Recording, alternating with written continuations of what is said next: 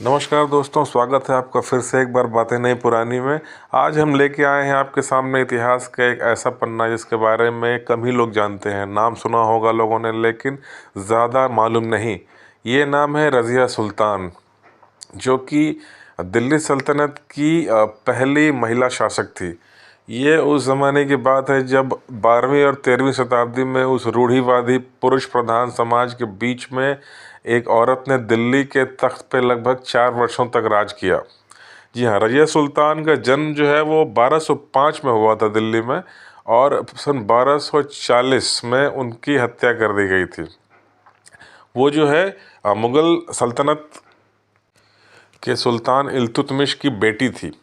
कहते हैं कि सन 1231 और 1232 के बीच में जब इल्तुतमिश ग्वालियर के मिलिट्री कैंपेन पे गया था युद्ध में, तो उस समय उसने दिल्ली का जो प्रशासन एडमिनिस्ट्रेशन अपनी बेटी रज़िया को दे दिया था। जब 1 साल बाद वो वापस आया तो उसे पता लगा कि इतने बढ़िया ढंग से रज़िया सुल्तान ने दिल्ली का प्रशासन चलाया था उन 1 सालों में, जिससे कि जनता बहुत खुश थी। तो इससे इल्तुतमिश ने, कहते हैं कि एक बार अपने वसीयत में लिख दिया कि मेरे बाद जो है दिल्ली की गद्दी रज़िया सुल्तान संभालेगी। ये बात उस युग में जो है एक अचंभा थी। लोग जो है नाराज़ होने शुरू हो गए। कई लोगों को आश्चर्य हुआ कि इल्तुतमिश ये क्या सोच रहा है। हालांकि वो ऐसा कर नहीं पाया, और जैसा कि उस समय का पुरुष प्रधान समाज था, इल्तुतमिश के मरने के बाद रज़िया सुल्तान सीधे गद्दी पर नहीं बैठी, बल्कि इनका एक सौतेला भाई था रुकनुद्दीन फ़िरोज़, उसे गद्दी पे बिठाया गया। और जो उसकी माँ थी शाह तुर्कान, उसने जो है रज़िया के ख़िलाफ़ साजिश करना शुरू कर दिया। वो जानती थी कि इल्तुतमिश की इच्छा थी कि रज़िया गद्दी पर बैठे, और जो दरबारी थे, कुछ जो सैनिक कमांडर थे, और दिल्ली की जो आम जनता थी, वो रज़िया को ही सुल्तान देखना चाहती थी। इसलिए शाह तुर्कान जो है रज़िया की हत्या करवाना चाहती थी, ताकि जो है उसके बेटे के रास्ते का कांटा हमेशा के लिए भविष्य में साफ हो जाए।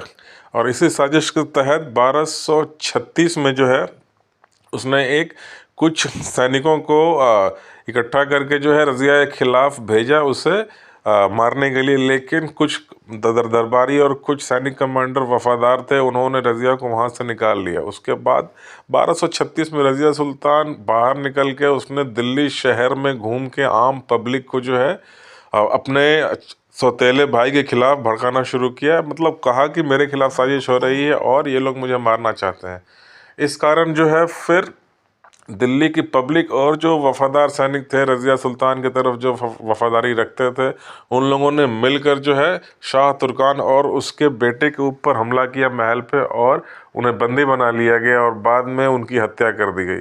इसके बाद सन 1236 में रज़िया सुल्तान दिल्ली की गद्दी पर बैठी।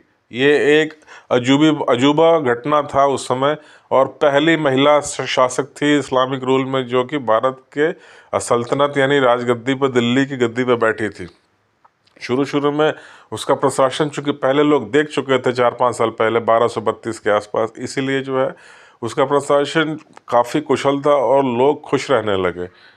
लेकिन फिर धीरे धीरे जो है असंतोष बढ़ता गया, क्योंकि उस समय का रूढ़िवादी समाज और जो दरबारी थे, जो धार्मिक गुरु थे, मौलाना थे, उन्हें जो है रज़िया सुल्तान पसंद नहीं आ रही थी। क्योंकि शुरू शुरू में उसने पर्दा किया, वो पर्दे में रहती थी, लेकिन बाद में जो है कई बार दरबार में वो बिना पर्दे के आती थी, चेहरा दिखता था उसका, हिजाब करना उसने छोड़ दिया था। इसके साथ ही वो कई बार हाथी पे बैठ के दिल्ली के शहर में पब्लिक के बीच खुलेआम जाती थी। हिस्टोरियन मिन्हाज ए सिराज लिखते हैं कि रज़िया के दरबार में एक अफ्रीकन गुलाम था, जमालुद्दीन याकूत। कहते हैं कि वो रज़िया का बहुत करीबी था और वफादार था। रज़िया उस पर बहुत भरोसा करती थी, लेकिन बाद में दरबारियों को ये शक होने लगा कि जो है रज़िया और याकूत के बीच में घनिष्ठ प्रेम संबंध है, जिससे कि सारे दरबारी नाराज़ हो गए, और इस बात को लेके काफ़ी गुस्सा बढ़ गया उस समाज में कि ये मतलब कैसे हो सकता है। एक गुलाम और एक शहजादी के बीच का प्रेम संबंध उस समय का रूढ़िवादी समाज बिल्कुल भी बर्दाश्त नहीं कर पाया। और चूँकि रज़िया सुल्तान उस समय के जो तुर्क यानी जो टर्किक नोबल थे, दरबारी थे, दिल्ली सल्तनत उनके ही दम पे चलती थी, लेकिन रज़िया सुल्तान उन तुर्क दरबारियों और सेनापतियों के मदद से शहजादी नहीं बनी थी।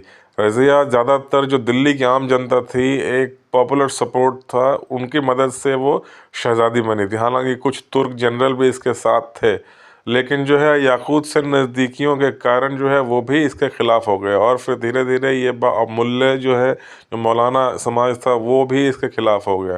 पर्दा न करना और जो खुलेआम शहरों में घूमना, एक ग़ुलाम के साथ उसकी नज़दीकियाँ, इन सब को लेके फिर एक बात बन गई कि अब इसे यहाँ से हटा देना है, क्योंकि ये जो है हमारे समाज के लिए ठीक नहीं है। इसका बर्ताव जो है वो इस्लाम के भी ख़िलाफ़ जाता है।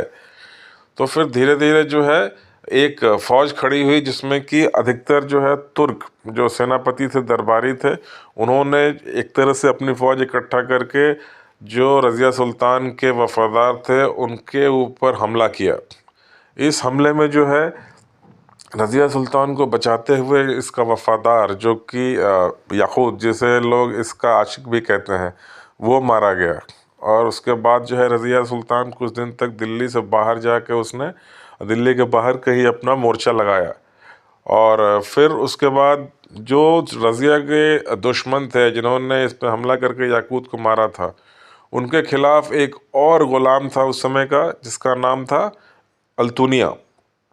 बाद में रज़िया सुल्तान ने अल्तुनिया से कहते हैं कि विवाह कर लिया, क्योंकि उसे वापस दिल्ली जीतना था।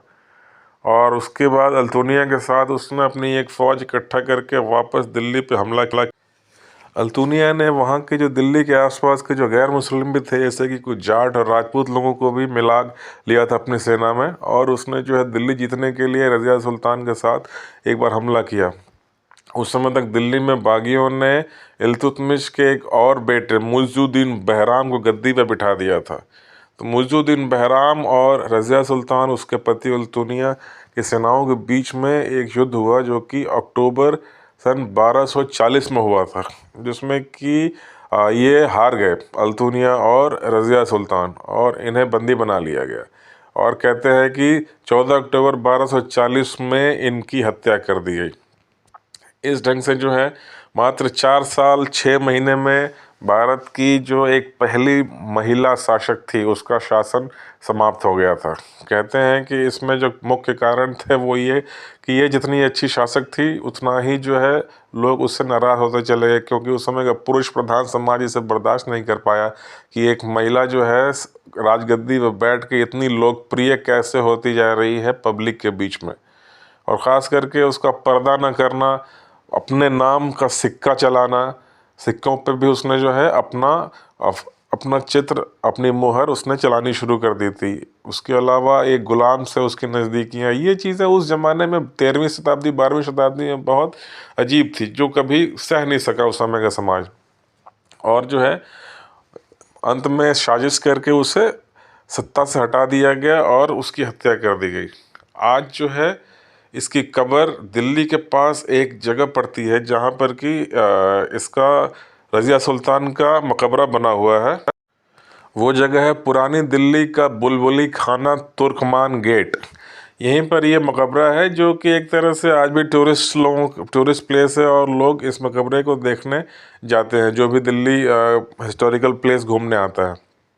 तो ये थी एक छोटी सी कहानी भारत की पहली महिला शासक रज़िया सुल्तान की। अगर मेरा वीडियो अच्छा लगा हो तो प्लीज़ इसे लाइक कीजिए, मेरे चैनल को सब्सक्राइब कीजिए और शेयर कीजिए। और प्लीज़ लिख के बताइए कि फिर मैं अगला वीडियो किस टॉपिक पे बनाऊं, क्योंकि भारत का इतिहास अंतहीन है, मैं हर वीडियो में कहता हूं अपने अंत में। और इस पर जितना भी आप बनाएं, कोई ना कोई टॉपिक बाकी रह जाता है। तो फिर से एक बार आग्रह करता हूँ, प्लीज़ मेरे चैनल को सब्सक्राइब कीजिए और मेरे वीडियो को लाइक भी कीजिए और शेयर कीजिए। मिलते हैं फिर बहुत जल्दी, बातें नई पुरानी में चर्चा करेंगे भारत के इतिहास के किसी और पन्ने के बारे में। और तब तक के लिए बहुत बहुत धन्यवाद।